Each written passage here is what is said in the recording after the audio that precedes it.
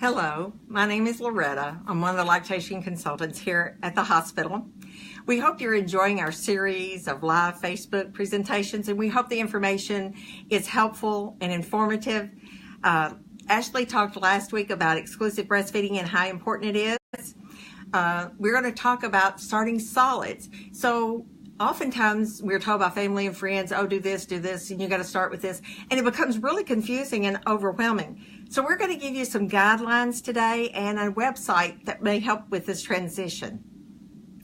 This Saturday is our breastfeeding support group, and we meet in the lobby at 10 a.m. and it goes on till noon. And we are going to continue this same topic of starting solids and introducing solids on Saturday. So I hope that you will learn something today and then be able to join us on Saturday as well. So the American Academy of Pediatrics recommends exclusive breastfeeding for the first 6 months. It gives the baby's tummy time to mature and before we introduce other foods. But we want you to talk with your doctor. Your doctor will guide you. There are developmental stages that a baby has to achieve before starting solids is appropriate. So be sure and talk with your pediatrician. The other thing we want to emphasize is that oftentimes at 6 months when we introduce the food, we think, oh, breastfeeding is not that important anymore. She's eating food. But it is important. We have found out that breast milk is still the perfect food for baby and for the digestive tract, the autoimmune, the immune system properties, and so forth. So continue to breastfeed and continue to feed even breast milk in a sippy cup if that becomes easier for you. Any way that we can help get this breast milk into the baby is very important. And I learned during this process that breast milk helps aid in digestion of solid foods. So it does have its place for the next 6 months and beyond.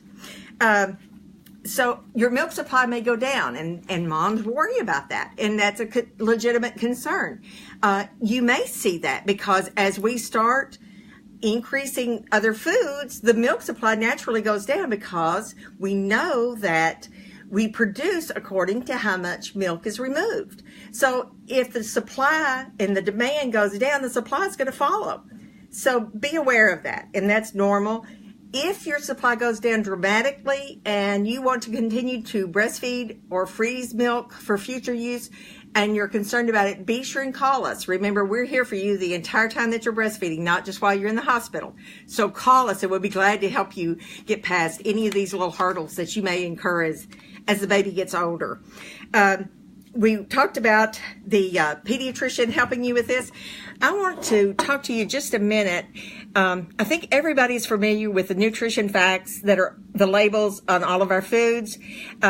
We've heard about it. Those of us on diet always look at the grams of fat, and we don't always look at the other ingredients or the amount of food and quality of food it is. We want to make sure that we're getting and feeding our babies and our families nutritional food. This is your guide. This talks about what's in the cereal, and this talks about the percentage of the daily value, and down below is usually in tiny print are the ingredients. You want to go all the way down to ingredients and look, because the first things mentioned under the ingredients is what the primary food is in that container. So you want to make sure that you're not getting a lot of water or preservatives or food coloring. You want to get the food that will best help your baby. Also, with this baby food jar is a little small on the nutrition facts, but there are the information. It first thing listed under the ingredients of this is corn, sweet potatoes, and the third ingredient is water. And that is all that's in this, which is good. The fewer the ingredients, the better. If you see a lot of words that are added, that are fillers and things like that, or words that you can't pronounce, that's a really good indication. That's an additive that you don't need in your food or in your baby's food, your family's food. The other thing I want to talk to you about that we got from the website that one of the dietitians here at the hospital, Kelsey, shared with me, is that the Academy of Nutrition and Dietetics website has great tips and information. It is www.eatright.org. It is a really good website. We know that we can get misinformation from many different websites.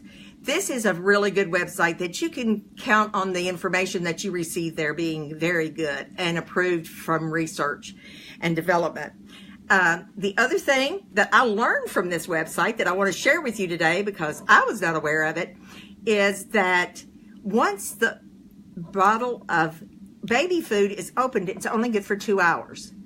So if you open the food and then the other children have kind of distracted you or delayed you in feeding the baby, you may want to be sure and, excuse me, and feed the baby rather quickly, or put it back in the refrigerator if you see that you're not going to. The other thing that I did not realize is that if you are first feeding, and that's what we're talking about, introducing food, you may want to pour a little bit of the baby food into a separate little bowl and feed from that bowl rather than reintroducing the spoon back and forth into the jar. Because each time you do that, you're introducing bacteria to this uncontaminated jar. So the more times you do that, the more bacteria that is entered. And I was surprised, but they said that if you do that and there is any baby food at all left in the jar, that it should be discarded and thrown away. I know that a lot of people, and probably myself included, did this. So be aware of that. And do be careful of what you do feed. I'm suggesting that you just entertain the idea of making your own baby food. And you think, I'm working. You are crazy. I don't have time to do this. We're going to talk about this Saturday at the breastfeeding support group. So do join us Saturday, and we'll get to talking about how easy it is to make baby food and other safety things that go with this. Again, take snap that photo and screenshot.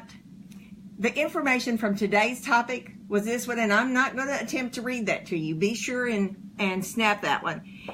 It's the food nutrition, eating as a family, which we're trying to get back to, do's and don'ts for babies' first foods. So do check that out. Thank you again. Don't forget our free breastfeeding classes and prenatal classes. You can register online, and we would be happy to see you, and you'll be it will be better prepared for the time for the birth and for breastfeeding. Hope you join us on Saturday and have a great day. Thank you for tuning in. Bye-bye.